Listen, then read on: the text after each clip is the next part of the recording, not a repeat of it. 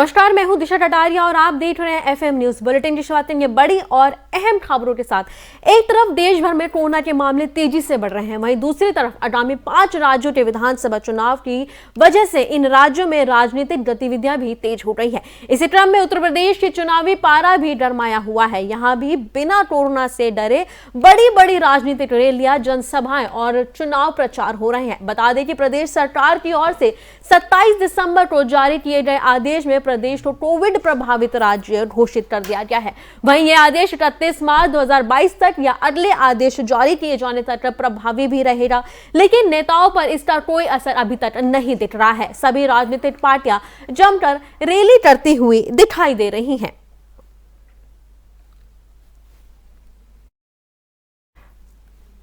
तो इस खबर पर और बातचीत के लिए हमारे साथ बीजेपी प्रवक्ता हरीश चंद्र श्रीवास्तव जी जुड़ गए हैं। हरीश जी, कोविड बढ़ रहा है पूरे देश में इस बीच, और वहीं यूपी भी अब कोविड इफेक्टेड राज्यों में हो गया है। तो इस वक्त यूपी में चुनाव भी आ रहे हैं, तो कैसे मैनेज करेंगे?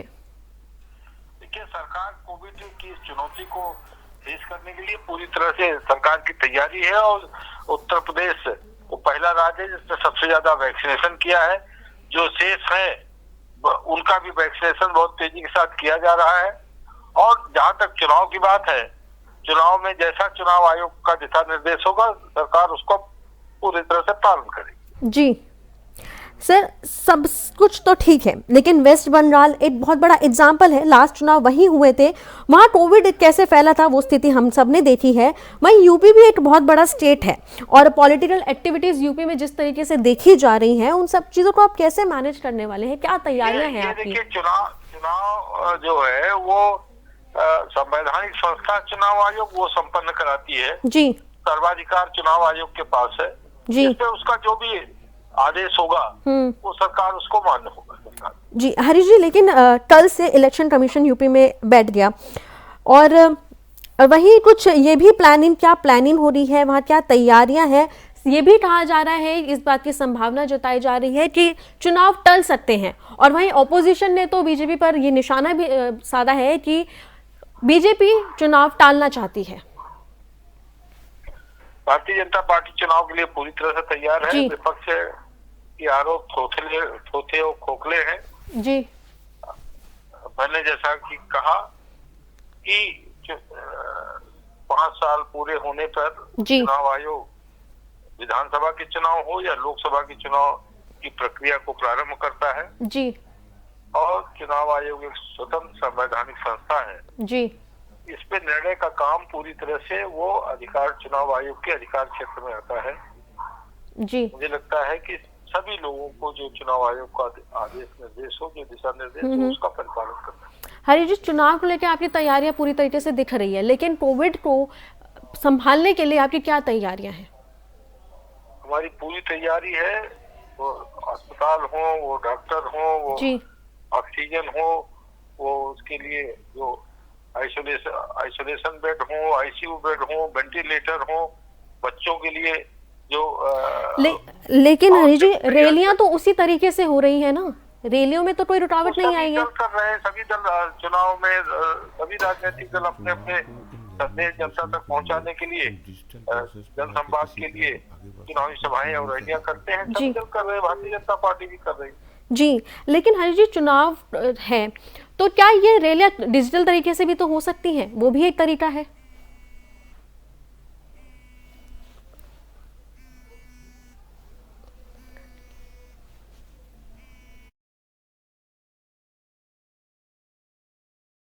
हरी जी, बातचीत करने के लिए धन्यवाद।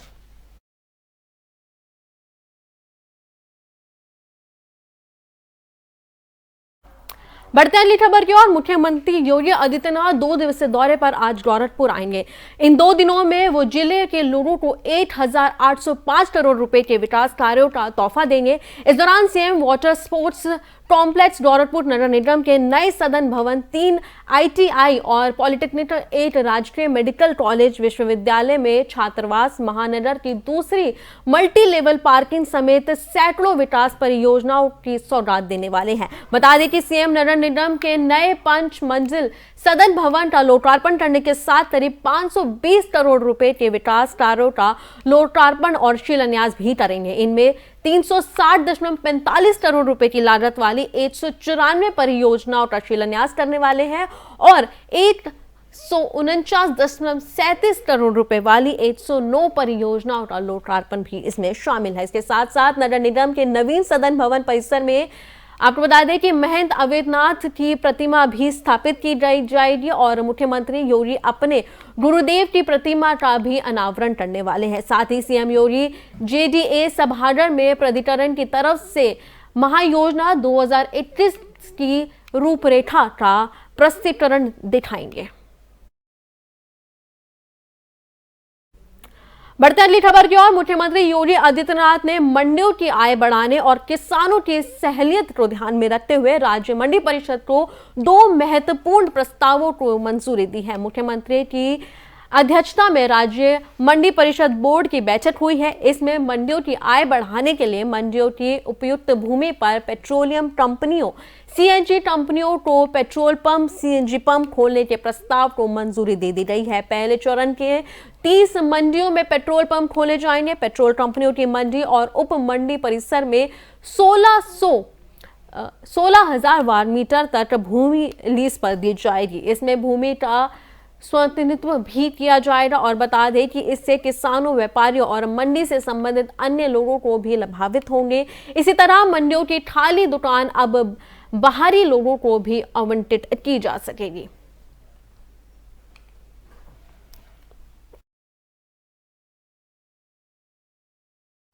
बढ़ते अगली खबर की ओर, कांग्रेस की राष्ट्रीय महासचिव एवं प्रदेश प्रभारी प्रियंका गांधी वाड्रा 29 दिसंबर को 2 घंटे तक जिले में रहने वाली है।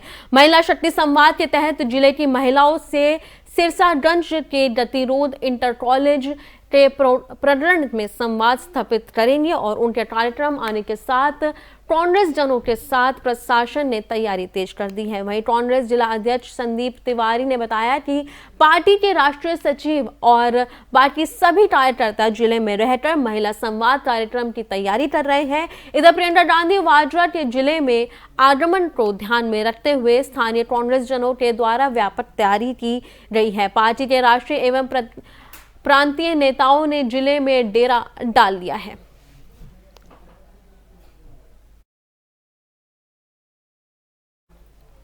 तो वहीं वाराणसी के सर्किट हाउस पहुंचे कर्नाटक के पशुपालन मंत्री प्रभु बी चवन जे बाबा विश्वनाथ के दर्शन पूजन की और कहा कि आज काशी में काफी परिवर्तन देखने को मिल रहा है। इसके श्रेय देश के पीएम नरेंद्र मोदी को जाता है। गंगा साफ सुथरी हुई है और इसके लिए प्रदेश की योगी सरकार और देश के प्रधानमंत्री को धन्यवाद देता हूं। कर्नाटक में हमने गौ हत्या निषेध कानून शुरू किया है और हमने वहां सभी जिले की गौशाला होने मंजूर किया है। इसके लिए 15 करोड़ की धनराशि मंजूर की गई है और इन्हें गौशाला के रूपरेखा को देखते हुए वाराणसी में गौशाला के आत्मनिर्भर बनाने के लिए वाराणसी में आया हूं। यह ब्यूटीफुल है काशी मॉडल। बहुत ये यूपी के लोग, हमारे उत्तर प्रदेश के लोग नसीबवान है। ऐसा सुशासन, ऐसा मुख्यमंत्री, ऐसा प्रधानमंत्री देश को मिला है। देश 10 कदम आगे जा रहा है। इस मॉडल पे ही कर्नाटक पे विकास होगा। प्रधानमंत्री जी का तो सभी प्रांत में, सभी स्टेट में उनका पूरा है। और उनके जब मैंने बात किया था तो पहले लखनऊ आया था। गौ हत्या निषेध कानून में बनाने के पहले लखनऊ में आके हमारे जनप्रिय मुख्यमंत्री जी को, योगी जी को मिलके ही बाद में मैंने जाके असेंबली में बजट पेश किया था गौ हत्या निषेध कानून का। और ये भी मैंने जो आया हूँ, मैं हमारे वाराणसी के एमपी साहब, प्रधानमंत्री जी के ऑफिस में बात करके यहाँ आया। बढ़ते अगली खबर की ओर, भारतीय किसान यूनियन के राष्ट्रीय प्रवक्ता चौधरी राकेश टिकैत ने कहा कि धर्म संसद के महान राष्ट्रपति महात्मा गांधी को खारिज करना ही सबसे बड़ा अधर्म है। ऐसे अधर्मियों की मानवता को कलंकित किया गया है। रायपुर में आयोजित धर्म संसद के दौरान संत कालीचरण ने विवादित बयान दिया था। भाजपा प्रवक्ता चौधरी राकेश टिकैत ने ट्वीट कर कहा कि रघुपति राघव राजा राम के सहारे राम को जन जन के घाट में रोपित करने वाले महात्मा गांधी जैसे योद्ध पुरुष को तथाकथित धर्म संसद के बहाने खारिज करना ही सबसे बड़ा अधर्म है। भारतीयों ऐसे किसी भी कुर्ते के सिरे के खारिज करती है। उन्होंने कहा कि ऐसे जहरीले बोल कहने वालों के खिलाफ सख्त से सख्त कार्रवाई होनी चाहिए।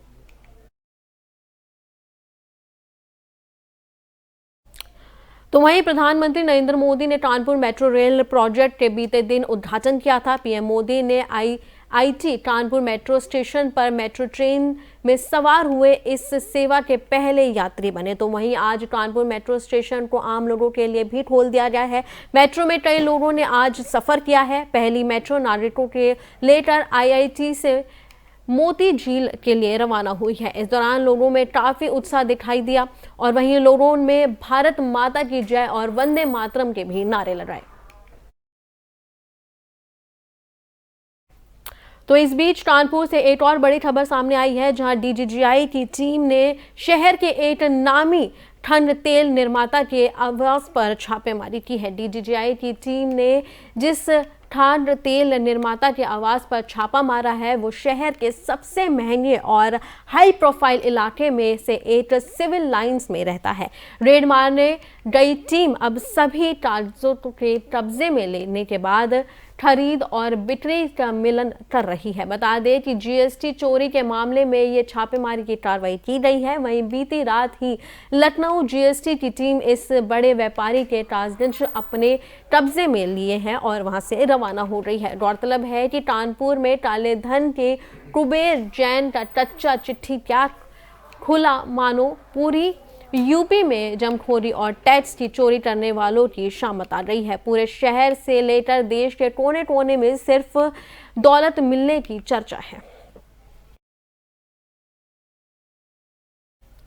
तो बढ़ते हैं अगली खबर की ओर। कानपुर समाजवादी छात्र सभा के पदाधिकारियों ने भाजपा सरकार के खिलाफ जमकर नारेबाजी की है। छात्र सभा के कार्यकर्ताओं ने पीएम मोदी व मुख्यमंत्री योगी के फूटा पुतला और सब्जी मंडी के पास छात्र सभा ने विरोध प्रदर्शन किया है। पुतला दहन के साथ भाजपा की गाड़ियों में भी तोड़फोड़ की गई है, जिसके बाद कानपुर कमिश्नर असीम अरुण ने आदेश पर मुकदमा दर्ज किया गया है और आपको बता दें कि पकड़ने के लिए पुलिस एक्शन में आ रही है।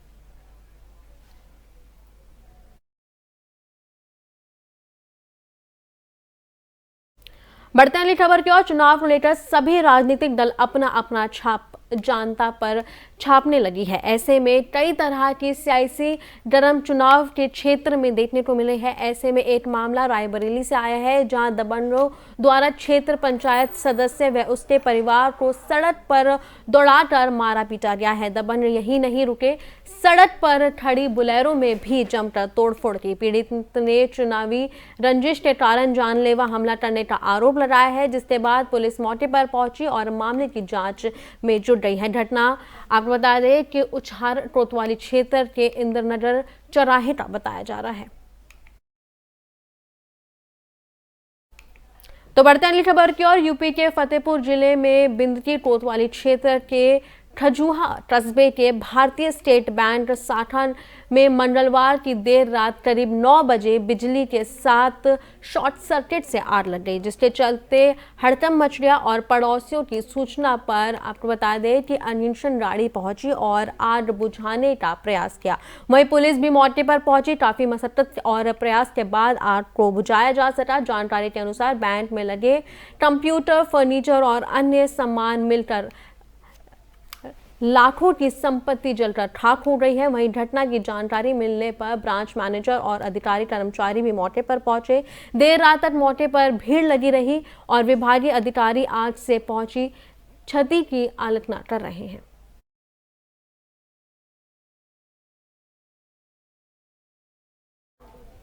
बढ़ते हैं अगली खबर की ओर।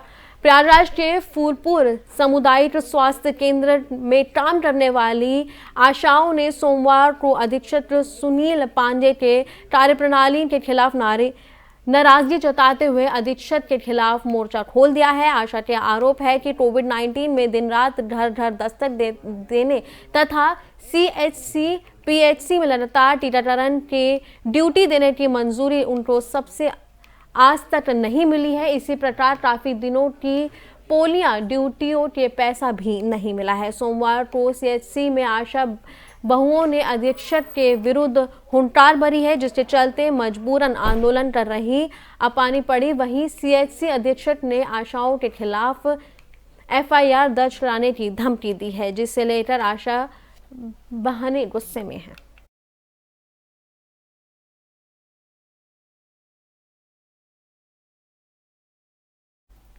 यूपी के फतेहपुर जिले में जमीनी विवाद में दो पक्षों में मारपीट का वीडियो वायरल हो रहा है। मारपीट के दौरान दोनों पक्षों से जमकर लाठी डंडे और पथराव हुआ है, जिससे कई लोग घायल हो गए हैं, जिन्हें उपचार के लिए नजदीकी सामुदायिक स्वास्थ्य केंद्र में भर्ती कराया गया है। वीडियो वायरल होने से हरकत में आई पुलिस मुकदमा दर्ज करते हुए आगे की कार्रवाई में जुट गई है। वहीं इस मामले में मुकदमा दर्ज करते हुए आगे की कार्रवाई में जुट गई है। वहीं इस मामले में सीओ ने बताया कि जमीनी विवाद के कारण दोनों पक्षों में मारपीट हुई है, जिसमें तीसरे पक्ष के लोग भी घायल हो गए हैं।